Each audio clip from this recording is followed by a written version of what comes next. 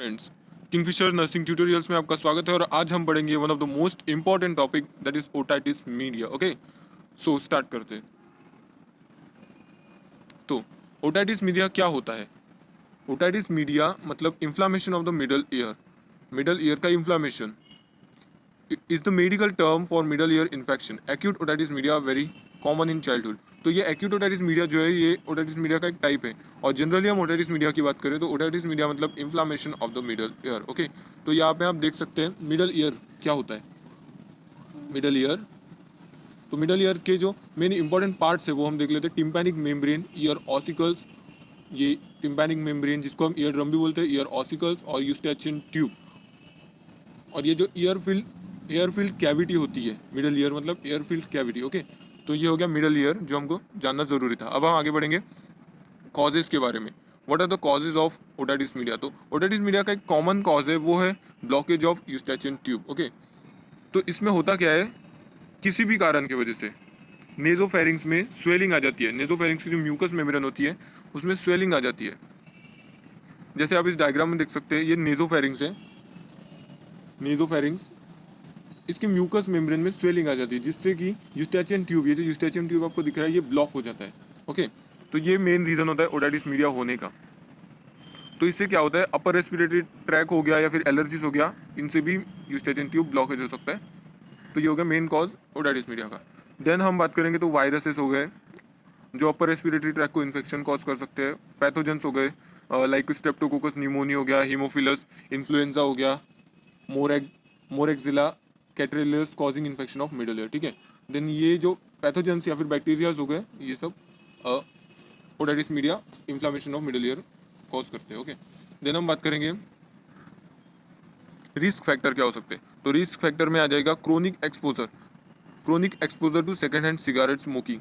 Second hand cigarette smoking जो करते होंगे उनको ज़्यादा से ज़्यादा मैक्सिमम चांसेस है ओटाइटिस मीडिया होने के, क्योंकि स्मोक के थ्रू वैसे तो सिगरेट स्मोकिंग कैंसर कॉज करते हैं, बट इसमें क्या है कि वहाँ पे वायरसेस बैक्टीरियाज इतने ज़्यादा अमाउंट में होते हैं कि जो यूस्टेचियन ट्यूब से मतलब फेरिंग से अपने मिडल ईयर में जाके इन्फेक्शन कॉज कर सकते हैं।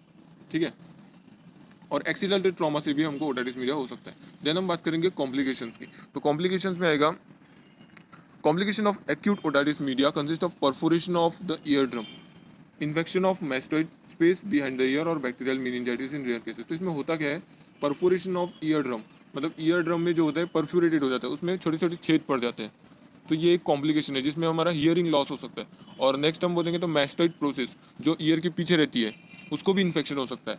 और मेनिंजाइटिस, इन रेयर केसेस में मेनिंजाइटिस तक ये कंडीशन मतलब कॉम्प्लिकेशन दिखा सकता है ओटाइटिस मीडिया। देन हम सेकंड की बात करें तो रप्चर ऑफ सीवियर और untreated cases the tympanic membrane में रप्चर।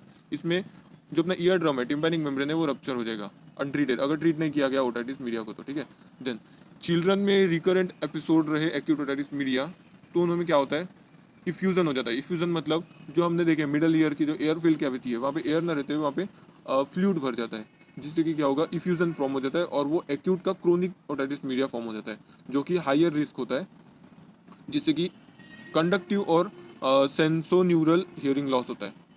ओके, कंडक्टिंग मतलब ऐसा कि जो साउंड वेव्स रहेंगी वो कॉकलिया और जो अपनी नर्व है उस तक पहुंचेंगी नहीं, और सेंसोन्यूरल मतलब नर्व डैमेज हो जाएगी, तो ये हियरिंग लॉस कॉज करेगा। Okay, then periods of conducting hearing loss from otitis media may have detrimental effect of speech development. अब जब सुनाई नहीं देगा चिल्ड्रंस को तो उनमें स्पीच डेवलप नहीं होगी। स्पीच डेवलप नहीं होगी मतलब उनके स्टडीज़ में भी उनको डिफिकल्टी आएगी, एजुकेशनल प्रॉब्लम्स होंगे, अटेंशन डिसऑर्डर होंगे और सोशल एडेप्टेशन में उनको मतलब प्रॉब्लम होगी। तो ये हो गए इसके कॉम्प्लिकेशंस। ओके, देन हम बात करेंगे कि चाइल्ड में ये ज़्यादातर क्यों होता है। तो चाइल्ड में ये क्यों होता है, क्योंकि ये स्टेचियन ट्यूब जो होता है, you can see here, eustachian tube जो होता है ये यहाँ पे स्ट्रेट होता है, ये स्ट्रेट होता है। और ये जो एडल्ट की बात करें तो एडल्ट में ये ऐसा थोड़ा कर्व होता है, इसमें स्ट्रेट होता है, इसमें कर्व होता है, जिससे कि क्या होता है, पैथोजन जो नेजोफेरिंग से इजीली मिडल ईयर में एंटर कर सकते हैं और इसमें जो होता है इजीली एंटर नहीं कर सकते, जिससे कि चिल्ड्रन जो होता है ज़्यादा हार्म होता है उनको। ओके, मतलब ज़्यादा इनमें चांसेस होते हैं ओटाइटिस मीडिया होने के। देन हम नेक्स्ट बात करेंगे टाइप्स के बारे में। तो टाइप्स मतलब एक्यूट ओटाइटिस मीडिया इसका पहला टाइप है। तो इसमें क्या होता है, is usually developing on the basis of viral upper respiratory infection with blockage of Eustachian tube, इसमें क्या होता है, यूस्टेचियन ट्यूब ब्लॉक हो जाता है और इफ्यूजन इन मिडल ईयर, मतलब मिडल ईयर में फ्लूइड भर जाता है। When the fluid in the middle ear gets additionally infected with bacteria, वहाँ पे फ्लूइड भर जाने के कारण वहाँ पे बैक्टीरियाज की ग्रोथ होती है। ओके, ये क्या है, मोस्ट कॉमन बैक्टीरिया जो यहाँ पे फाउंड होता है मिडल ईयर में इफ्यूजन के कारण, वो है स्ट्रेप्टोकोकस न्यूमोनी, जो वहाँ पे इफ्यूजन फॉर्म करता है और वहाँ पे हार्म कॉज करता है ईयर ड्रम को और उससे को रिलेटेड जो जितने भी पार्ट्स है उनको। तो ये हो गया एक्यूट ओटाइटिस मीडिया। तो इसके मेन कॉमन बैक्टीरिया में देख लो, स्ट्रेप्टोकोकस न्यूमोनी हो गया, हीमोफिलस इन्फ्लुएंजा हो गया एंड मोक्सिरेला कैटरेलिस। ओके, तो ये हो गया इसके एक्यूट ओटाइटिस मीडिया। देन ये आप फिगर में देख सकते हैं, एक्यूट ओटाइटिस मीडिया ये बल्ज हो गया है, टिम्पैनिक मेम्ब्रेन जो है ये बल्जी हो गया है। बल्जी मतलब इसमें फ्लूइड फिल हो जाने की वजह से ये बल्जी हो गया, मतलब भारीपन आ गया इसमें। ये नॉर्मल का है, ये नॉर्मल है कॉमन, और ये देखो यहाँ पे बल्जी हो गया। ठीक है, देन हम नेक्स्ट बात करेंगे otitis media with effusion. Effusion मतलब मैंने पहले ही बता दिया कि यहाँ पे फ्लूइड फॉर्मेशन हो रहा है, तो इसको क्या और एक नाम दिया गया है, secretory otitis media, SOM, secretory otitis media और ग्लू ईयर। इसमें एक स्टिकी सब्सटेंस जो होता है वो फॉर्म हो जाता है। इसमें होता क्या है, दरअसल यूस्टेचियन ट्यूब में ऑब्स्ट्रक्शन आने की वजह से एयर पास नहीं होती, जो हमने कहा है, बोला है कि जो मिडल ईयर जो है वो एयर फिल कैविटी, तो उसमें एयर वहाँ से पास नहीं हो पाती, तो जिससे क्या होता है वहाँ पे इफ्यूज़न होता है। इफ्यूज़न मतलब जो वहाँ पे फ्लूइड फॉर्म होने लग जाता है, और फ्लूइड फॉर्म होने के कारण वहाँ पे नेगेटिव प्रेशर जनरेट होता है, जिससे कि वहाँ पे बैक्टीरियाज की ग्रोथ होने लग जाती है। तो इसको बोलते हैं एक्यूट ओटाइटिस मीडिया का अनदर फॉर्म है ये, मतलब तो otitis media with effusion. Okay, then हम नेक्स्ट बात करेंगे इसके ये वायरस की वजह से होता है। वायरस हो गया जो अपर रेस्पिरेटरी इन्फेक्शन कॉज करते हैं, बैक्टीरियल इन्फेक्शन। ठीक है, तो ये हो गया ओटाइटिस मीडिया विद इफ्यूजन। इसमें कुछ नहीं, जनरल बस फ्लूइड फॉर्म हो रहा है वहाँ पे, और ये ज़्यादातर चिल्ड्रंस में होता है। जैसे मैंने बताया, जो स्मोकिंग करते हो, एडल्ट में जो स्मोकिंग करते हो, और जनरली चाइल्ड्स में होता है। Okay, then chronic suppurative otitis media. Chronic suppurative otitis media में क्या होता है, ये एक्यूट का स्टेज है, ये मतलब लास्ट स्टेज जिसको हम बोलेंगे क्रोनिक। तो chronic suppurative otitis media, chronic suppurative otitis media में क्या होता है, इन्वॉल्व परफोरेशन, मतलब यहाँ पे एक होल हो जाते हैं, टिम्पैनिक मेम्ब्रेन में होल हो जाते हैं, जिससे कि क्या होता है, बैक्टीरियल इन्फेक्शन जो मिडल ईयर में है वो वहाँ से पस के फॉर्म में ड्रेन होने लग जाए outside the year. Outside the year ये जो पस फॉर्म हुआ है वो बैक्टीरियल इन्फेक्शन से ईयर ड्रम में होल्स हो जाते हैं, और वहाँ से पस के फॉर्म में ये निकलने लगता है। तो ये हो गया क्रोनिक ओटाइटिस मीडिया। तो इसको हम एग्जामिनेशन कर सकते हैं बाइनोकुलर माइक्रोस्कोप की। ये एक टाइप का माइक्रोस्कोप है जिसमें हम टिम्पैनिक मेम्ब्रेन से निकलने वाले पस को हम ऑब्जर्व कर सकते हैं कि उसमें कौन सा बैक्टीरिया है या फिर कौन सा वायरस है। ओके, और ये जो डिसीज है mainly person with poor eustachian tube function, जिस पर्सन में पुअर यूस्टेचियन ट्यूब फंक्शन होगा उनमें ज़्यादातर पाया जाता है। इससे हियरिंग इम्पेयरमेंट हो सकता है। ठीक है, मतलब एक कान से सुनाई देगा दूसरे कान से नहीं देगा, ऐसे टाइप का वो हो सकता है। देन हम नेक्स्ट बात करेंगे adhesive otitis media. Adhesive otitis media में क्या होता है, has awkward when a thin retracted ear drum. यहाँ पे क्या होता है, जनरली जो ईयर ड्रम होता है अपना, ईयर ड्रम की पोजीशन आपको पता होनी चाहिए। तो ईयर ड्रम क्या होता है, वो अंदर खींचा जाता है, अपने पोजीशन से अंदर चल जाता है, मतलब मिडल ईयर की जो कैविटी है, एयर फील्ड कैविटी, उसमें स्टक हो जाता है। ठीक है, उसमें या फिर अदर बोन्स हो गए मिडल ईयर की, उनमें स्टक होने लग जाता है। तो इस सब फिगर में जैसे आप देख सकते हैं ये अंदर चले गया खुद के पोजीशन से। ठीक है, ये यहाँ पे उसको रहना चाहिए था बट वो अंदर खींचा गया है, वहाँ पे फ्लूइड दिख रहा है आपको। तो इसकी हम एक फिगर देख लेते हैं जिससे आपको और अच्छे से क्लियर हो जाएगा। तो ये देखिए, ये क्या है, नॉर्मल है ईयर ड्रम, यहाँ पे आप देख सकते हैं ये नॉर्मल है, ये जो है इसकी नॉर्मल शेप में। ये सेकेंड वाला भी नॉर्मल है, बट जब आप सी फिगर में देखो तो ये अंदर ये स्टक किया गया है, मतलब ये अंदर खिंचाया गया है। और ये ओवल विंडो राउंड विंडो आप देख सकते हैं यहाँ पे। तो ये इसके मेम्ब्रेन को या फिर ये round bone stapes malleus incus जो आप ईयर ऑसिकल्स देख रहे हैं इनमें स्टक हो सकता है। ओके, ये हो गया अपना एडेसिव ओटाइटिस मीडिया। देन हम नेक्स्ट बात करेंगे पैथोफिजियोलॉजी की। इसकी the one of the most important है इसकी पैथोफिजियोलॉजी। तो इसमें क्या हो जाता है, इसमें क्या होता है, कोई भी इटियोलॉजिकल फैक्टर ले लो जिससे हमको ओटाइटिस मीडिया कॉज हो रहा है। तो इसमें क्या होगा, इन्फेक्शन होगा, सबसे पहले फेरिंग्स में इन्फेक्शन होगा, नेजोफेरिंग्स में, और वहाँ पे इन्फ्लेमेशन होगी। और जैसे मैंने बताया, इन्फ्लेमेशन होने के बाद ऑब्स्ट्रक्शन होगा यूस्टेचियन ट्यूब में, यूस्टेचियन ट्यूब में ऑब्स्ट्रक्शन होगा, ठीक है। देन मिडल ईयर जो है जिसमें एयर है, वो एयर का प्रेशर जो है वो डिक्रीज होगा, एयर का प्रेशर डिक्रीज होगा जिससे कि नेगेटिव प्रेशर आएगा वहाँ पे, ठीक है। वहाँ से एयर जा ही नहीं पा रही तो वहाँ पे नेगेटिव प्रेशर होगा जिससे कि इफ्यूजन ऑकर होगा। इफ्यूजन मतलब वहाँ पे फ्लूइड फॉर्मेशन होगा, और fluid formation leads to various microbes grown in the middle ear. वहाँ पे बहुत सारे माइक्रोब्स की ग्रोथ होने लगेगी, स्पेशली स्ट्रेप्टोकोकस न्यूमोनी की, जिससे कि क्या होगा, एक्यूट ओटाइटिस मीडिया होगा। जैसे हमने अभी देखे थे एक्यूट ओटाइटिस मीडिया क्या होता है, देन वो एक्यूट ओटाइटिस मीडिया का क्या होगा, क्रोनिक ओटाइटिस मीडिया में फॉर्मेशन होगा, ठीक है। तो एक्यूट ओटाइटिस मीडिया जो है रिपीटेड फॉर्म में होगा। Acute otitis media repeated form में होने के बाद जो सराउंडिंग टिश्यूज़ है, मैंने बोला क्रोनिक ओटाइटिस मीडिया में क्या होता है, सराउंडिंग टिश्यूज़ हो गया, बोन्स हो गया, उनको भी इन्फेक्टेड करता है वो, जैसे मिस्टॉइड स्पेस हो गया, तो ये उनको इन्फेक्टेड करेगा और एट लास्ट ये क्रोनिक ओटाइटिस मीडिया कॉज करेगा। ओके, तो ये हो गया ऑल अबाउट पैथोफिजियोलॉजी। देन हम नेक्स्ट बात करेंगे इसके मैनेजमेंट की। तो मैनेजमेंट में आएगा सिम्टोमेटिक मैनेजमेंट। इसमें हम क्या ले सकते हैं, oral and tropical analgesic. Analgesic ले सकते हैं पेन के लिए, ठीक है। इसमें एग्जांपल में आएगा आइबुप्रोफेन, पैरासीटामोल, एसिटम अमीनोफिन, ये पीसीएम को ही बोला जाता है, ओपिएट्स, ठीक है। देन ट्रॉपिकल एजेंट्स की बात करेंगे तो एंटीपायरिन आएगा, बेंजोकिन आएगा, ईयर ड्रॉप्स हम ले सकते हैं। देन आएगा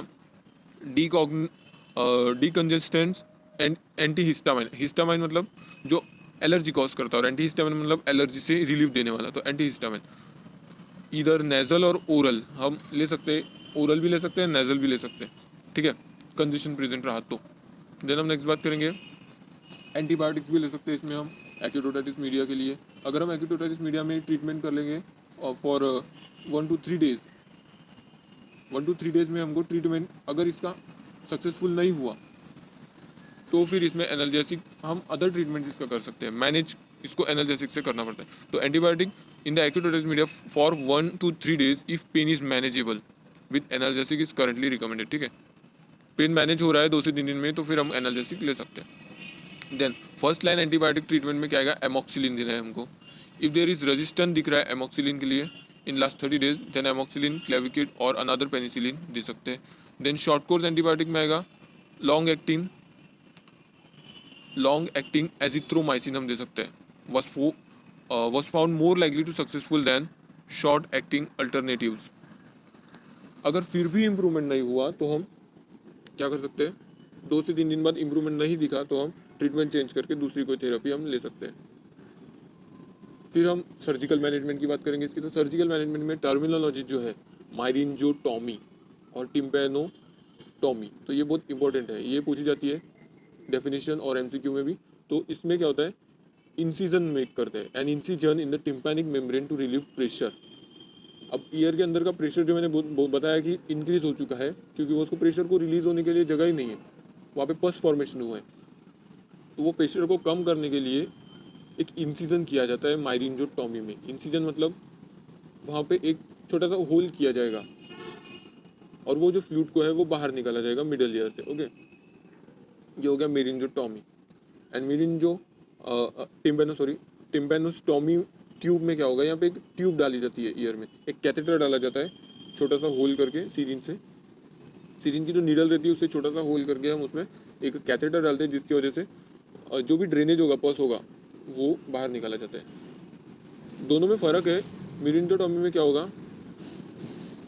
कि एक इंसिजन दिया जाएगा, वहाँ से पस निकाला जाएगा और फिर से उसको जैसा का वैसा छोड़ दिया जाएगा, जिससे कि क्या होगा, वो हीलिंग हो जाती है अपने आप। बट जो टिम्पैनोस्टॉमी जो है, वहाँ पे एक होल किया जाता है, वहाँ पे कैथेटर डाला जाता है, जिससे ड्रेनेज निकाला जाता है। और इसमें कैथेटर की ज़रूरत मतलब ड्रेन करने के लिए नहीं होती है, और इसमें कैथेटर डाला जाता है, ठीक है। तो यहाँ पे क्या बोल रहा है ये कि in chronic cases with effusion, in chronic cases में इंसर्शन ऑफ टिम्पैनोस्टॉमी ट्यूब, मतलब एक कैथेटर जिसको हम ग्रूमेट भी बोलते हैं, into eardrum reduce reoccurrence rate in the 6 month after placement. इसके प्लेसमेंट के 6 महीने बाद रीऑकरेंस के चांसेस दिख रहे हैं तो हम इसको कंटिन्यू रख सकते हैं, but have a little effect. इससे क्या होता है, हीयरिंग ट्यूब्स है तो यहाँ पे हीयरिंग लॉस भी हो सकता है, क्योंकि ईयर ड्रम में हम ट्यूब डाले हैं तो, ठीक है। तो ये हो गया टिम्पैनोस्टॉमी। देन ये हो गया प्रिवेंशन। इसके प्रिवेंशन की बात करेंगे तो इसमें प्रिवेंशन में क्या आएगा, जनरली इसका प्रिवेंशन क्या है, वैक्सीन ले सकते हैं हम न्यूमोनोकोकल कॉन्जुगेट की वैक्सीन ले सकते हैं जी, जिससे हमारे ओटाइटिस मीडिया के रेट जो है 6 to 7% कम हो जाएंगे इन्फेंसी में, जो इन्फेंट रहेगा उसमें। और हम प्रिवेंट और कैसे कर सकते हैं, जैसे एलर्जी रही किसी को तो एलर्जी से दूर रहना है। ओल्डर सिबलिंग्स में क्या आएगा, ओटाइटिस मीडिया ज़्यादा हो सकता है तो उनको ईयर केयर देना है, तो मतलब ईयर केयर करते रहने से हम प्रिवेंट कर सकते हैं। एंड हिस्ट्री ऑफ रिकरेंस, अगर हिस्ट्री ऑफ अगर किसी को इससे पहले हुआ होगा तो हम उसको और प्रिवेंट कर सकते हैं कि दोबारा ना हो। तो environmental exposure to tobacco, tobacco chewing नहीं करना है, टोबैको स्मोकिंग नहीं करना है। And lack of breast feeding, breast feeding ये ब्रेस्ट फीडिंग नहीं देने से, लैक ऑफ ब्रेस्ट फीडिंग से भी ये ओटाइटिस मीडिया हो सकता है ये sir. Then recurrence and persistent and malnutrition से भी हो सकता है। ठीक है, तो ये प्रिवेंट हम कर सकते हैं। कैसे कैसे, ब्रेस्ट फीडिंग देना है, वैक्सीन लेनी है, एलर्जीज से दूर रहना है, और ईयर की जो है केयर करनी है अच्छे से, और स्मोकिंग को क्विट करना है। तो ये हो गया ऑल अबाउट ओटाइटिस मीडिया। तो आपको कोई डिफिकल्टी हो तो आप कमेंट बॉक्स में बता सकते हैं। ओके, तो thanks friends, thanks for watching.